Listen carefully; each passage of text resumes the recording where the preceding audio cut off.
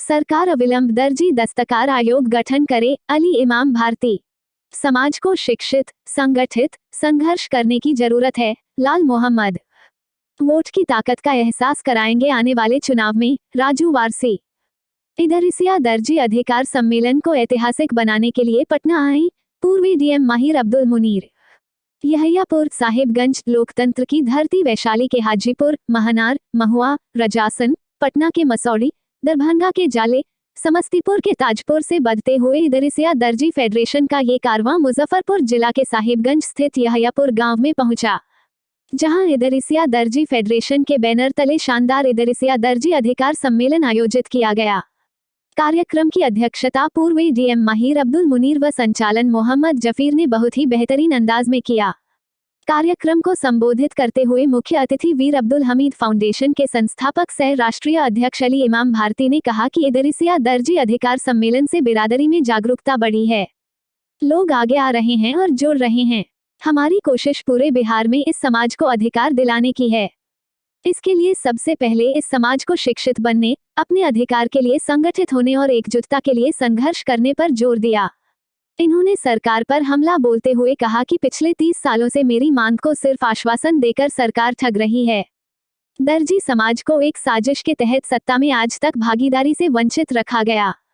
राज्य से लेकर केंद्र सरकार तक इदरिसिया दर्जी बिरादरी को एससी, एसटी का दर्जा देने की मांग लगातार कर रहे हैं। दर्जी आर्टिजन विकास समिति का गठन कर लागू नहीं किया गया, जबकि ये वर्षों से उठ रही मांग है। धुरद को भी ठंडे बस्ते में डाल दिया गया। अब सरकार को ये बात समझ लेना चाहिए कि यह समाज अपने अधिकार के लिए आपको सत्ता की कुर्सी पर बैठाया है तो आने वाले वक्त में अपने अधिकार की खातिर सत्ता की कुर्सी से बेदखल भी कर सकता है। 1995 से लेकर अब तक संघर्ष कर रही यह समाज फिर से एकजुट हो रही है। 2024 में और 2025 में जो सरकार इस समाज की मांग को पूरा करेगी तो उसे ही यह समाज एकजुट होकर वोट करेगा। श्री भारती ने लोगों से आह्वान करते हुए कहा कि अपने समाज से दहेज जैसी लानत को खत्म कीजिए, अपनी मां बहन को शिक्षित कीजिए और अपने बच्चों को जरूर पाएं। 16 मार्च को पटना चलने की अपील कर कहा कि यह सरकार के ताबूत में अंतिम कील साबित होगा। आप सभी को दावत देने आया हूं कि एक दिन की कुर्बानी देकर पटना के रविंद्र भवन में जरूर पहुंचें। वहीं वीर अब्दुल हमीद फाउंडेशन के उत्तर बिहार के अध्यक्ष लाल मोहम्मद ने कार्यक्रम को संबोधित कर कहा कि बिरादरी के लोगों से मेरी यही अपील है कि अब समय आ गया है अपनी ताकत दिखाने का। 16 मार्च को पटना में इदरिसिया दर्जी अधिकार सम्मेलन सभी लोग मिलकर ऐतिहासिक बना दीजिए। लोगों को एकजुट होने पर जोर दिया। आने वाले दिनों में पूरे बिहार के एक एक जिले का दौरा कर बिरादरी को एकजुट करने का संकल्प लिया। वहीं इदरिसिया दर्जी फेडरेशन के प्रदेश महासचिव राजू वारसी ने संबोधित कर कहा कि 1965 में भारत पाकिस्तान जंग में आपके बिरादरी का बच्चा परमवीर चक्र विजेता वीर अब्दुल हमीद ने दुश्मन पाकिस्तान के छक्के छुड़ा दिए। हम देश की खातिर आज भी कुर्बानी देने की तैयार हैं। हम वतन की शान तिरंगा सीते हैं। हम वतन की खातिर सीने पर गोली खाते हैं, फिर भी सरकार हमें ही हमारे अधिकार को छीन रही है। आबादी हमारी 40 से 50 लाख लगभग है। हमारे पास वोट पावर है। अधिकार को लेने के लिए आप सभी एकजुट होकर पटना को पाट दीजिए, फिर देखिए ये गूंगी बहरी सरकार आपको आपके अधिकार देने पर मजबूर होगी। अपने समाज में भी लीडर बनाने की जरूरत है। मेरी कोशिश है कि इस समाज से और भी अब्दुल हमीद, अब्दुल मुनीर, शहरयार, अंजुम आरा बने। लोगों में शिक्षा को लेकर जागरूकता लाने पर जोर दिया। दर्जी समाज के पेशा करने वालों से छीनकर जीविका दीदी को वर्दी सिलाई का ठेका देने पर कहा कि यह सरकार की साजिश है। सरकार दर्जी आर्टिजन विकास समिति, दस्तकार दर्जी आयोग का गठन और वीर अब्दुल हमीद भवन निर्माण अविलंब करे। प्रोफेसर मोहम्मद मुस्लिम ने कहा कि हमारा समाज पढ़ाई में भी काफी पिछड़ा है। हम लोग अपने समाज के गरीब बच्चों को आर्थिक रूप से सहयोग कर अच्छी शिक्षा दिलाने का काम करेंगे। पैगंबर इदरीस अलैहिस्सलाम के बारे में बताया। वैशाली जिलाध्यक्ष मौलाना सुल्तान रजा इदरीसी ने संबोधित कर शिक्षा पर जोर देते हुए कहा कि जब तक शिक्षित नहीं होंगे तब तक अपने अधिकार के लिए नहीं लड़ सकते। इन्होंने भी पैगंबर इदरीस अलैहिस्सलाम, पैगंबर मोहम्मद साहब के बारे में विस्तृत रूप से बताया। लोगों से पटना चलने का आह्वान किया। कार्यक्रम को जिला उपाध्यक्ष मोहम्मद जमशेद आलम उर्फ प्यारे, मोहम्मद शकील वैशाली, मोहम्मद शाहनवाज अता मीडिया प्रभारी, अब्दुल गफूर इदरीसी, मौलाना यासीन, मोहम्मद सज्जाद आदि ने भी संबोधित किया। यहियापुर गांव वालों की ओर से सभी अतिथियों को फूलों का माला पहनाकर जोरदार स्वागत किया गया। वहीं सभी अतिथियों को अंग वस्त्र देकर सम्मानित भी किया गया। कार्यक्रम की अध्यक्षता कर रहे पूर्व एडीएम माहिर अब्दुल मुनीर साहब ने भी संबोधित कर कहा कि जागो उठो, बिरादरी के लिए दौड़ो। इन्होंने सभी लोगों से अपील किया कि 16 मार्च को पटना में आयोजित इदरिसिया दर्जी अधिकार सम्मेलन को एकजुट होकर सफल बनाएं।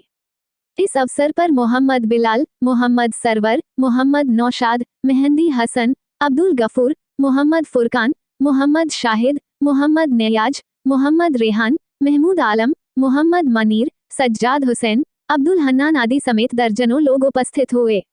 अंत में मोहम्मद जफीर ने सभी शुक्रिया अदा किया और कार्यक्रम को समाप्त किया गया।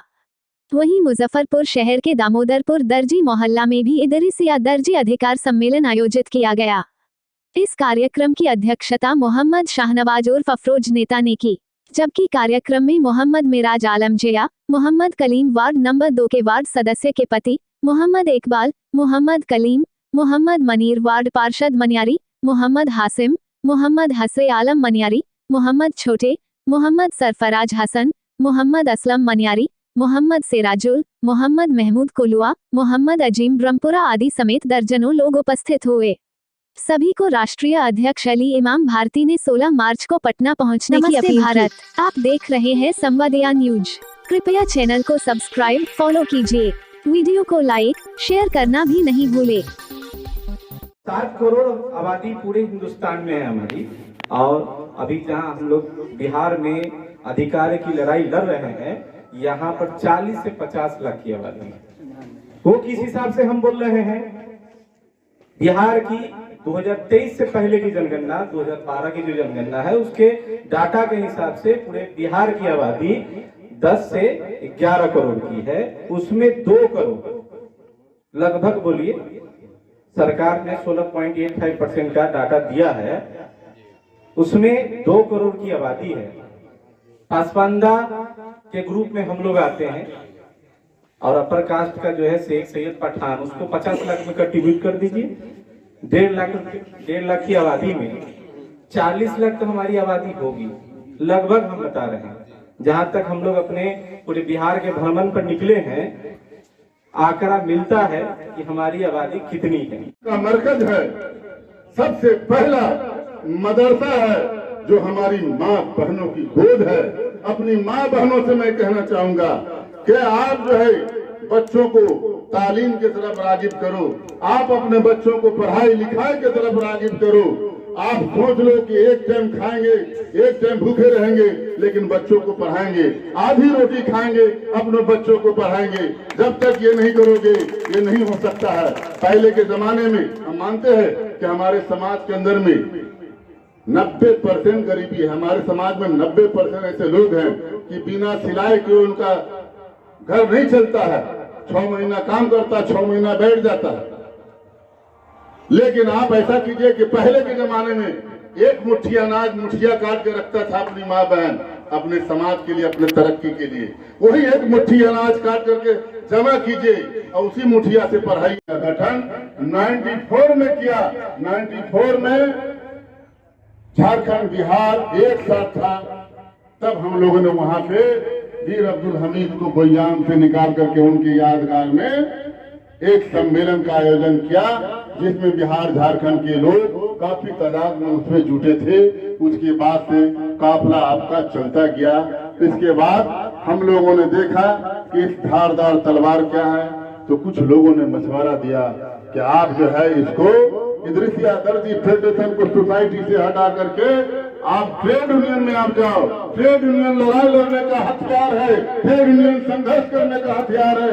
ये सरकार को बात होना पड़ेगा, ट्रेड यूनियन के माध्यम से आपकी लड़ाई मजबूत हो सकती है। उस समय हम लोगों ने तमाम लोग, जो लोग बिहार के लोग आए थे, जो हमारे साथी लोग थे, मिलकर करके बच्चे को क्यों नहीं तालीम दे? अपने बच्चों को दीनी तालीम से और दुनियावी तालीम से क्यों नहीं रास्ता पराता करे? क्योंकि तालीम का वो म्यार है, तालीम का वो म्यार है कि अंधेरे को दूर करती है, उजाले को लाती है। इसलिए अपने माशरे में तालीमी बेदारी लाने की कोशिश करें।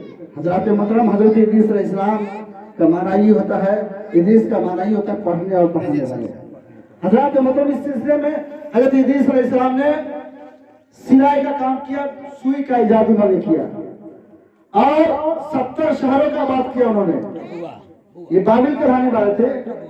और हजरत इदरीस अलैहिस्सलाम, सबसे बड़ी चीज है कि हजरत इदरीस अलैहिस्सलाम ने जो कपड़ा सिलते थे तो अपने जिस्म पर अगर सफेद कपड़ा सिलते थे तो सफेद काले कपड़े रख लेते थे, अगर काले कपड़े सिलते थे तो सफेद। 30 रुपए का अपना मास्क सिलवाने का काम शुरू किया। किससे? जीविका दीदी से। आपको दे रहा है कितना? 2 रुपया। 18 रुपया खुद को रख रहा है, 3 रुपया और रख लीजिए उसमें मटेरियल, 5 रुपया। 15 रुपया अकेले जीविका दीदी को बिहार सरकार देने का काम किया। अब आपको रास्ता दिखा दिया, पीछे का रास्ता दिखा दिया। क्यों? हम यूनाइट नहीं।